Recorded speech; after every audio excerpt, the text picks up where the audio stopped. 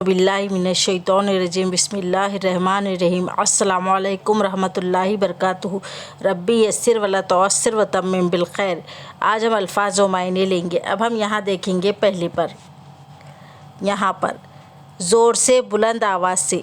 ज़ोर से बुलंद आवाज़ से अरबी क्या होगी? बिसौतिन आलिन, यानी बुलंद, ज़ोर से बुलंद आवाज़ से।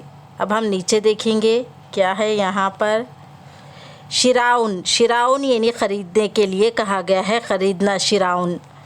अब हम नीचे देखेंगे क्या है यहाँ पर, फ़ी अजलतिन। फ़ी अजलतिन जल्दी में के लिए कहा गया है। अब हम देखेंगे इसके बाद फ़ी इंतज़ारिन। फ़ी इंतज़ारिन यानी इंतज़ार में। अब हम नीचे देखेंगे क्या है यहाँ पर, मशगूल मसरूफ़ के लिए क्या कहा गया है? मशगूल मसरूफ़ के लिए कहा गया है मशगूलुन। मशगूलुन यानी मशगूल मसरूफ़ के लिए कहा गया है।